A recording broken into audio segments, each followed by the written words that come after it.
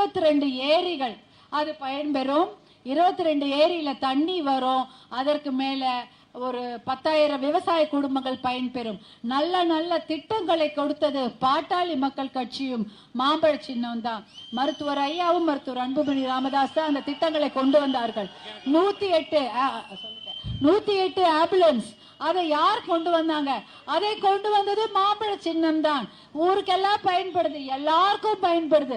கிராமமா இருந்தாலும், நகரமா இருந்தாலும், ஏழையா இருந்தாலும், பணக்காரர்களா இருந்தாலும், எந்த நேரத்துல கூப்பிட்டாலும் 108 ஆம்புலன்ஸ் வருது. அதை கொண்டு வந்த சின்னம் மாம்பழ சின்னம். மருத்துவர் அன்புமணி அவர்கள் 2005 கொண்டு வந்துட்டார். அதற்கு முன்னாடி வரைக்கும் ஆம்புலன்ஸ்லாம் என்னன்னு தெரியாது. ஹாஸ்பிட்டல் இருந்து வந்தாதான் உண்டு.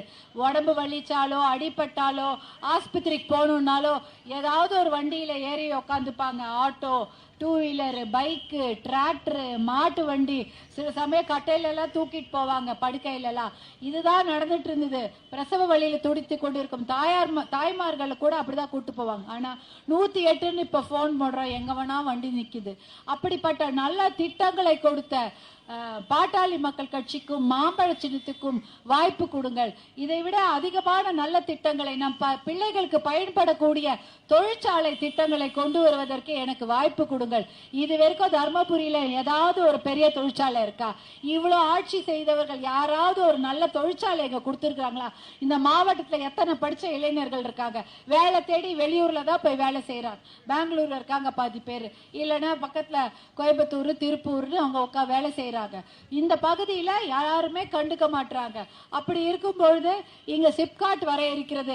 அதை கூட கொண்டு வந்தது சட்டமன்ற உறுப்பினர்கள் பாட்டாளி மக்கள் கட்சியை சேர்ந்தவர்கள் தான்.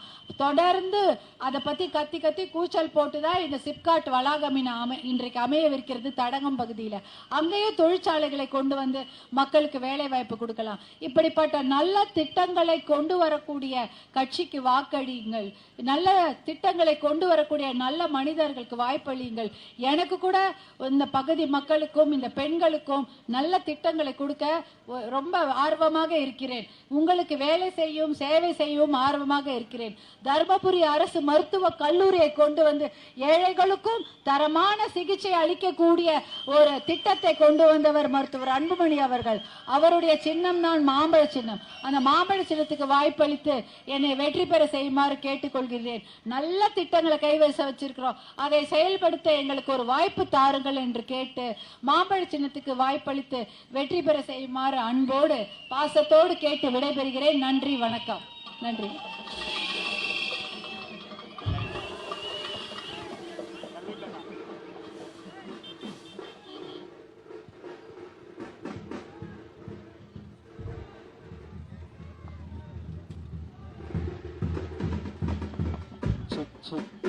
திராவிடத்தின் சூழ்ச்சியால்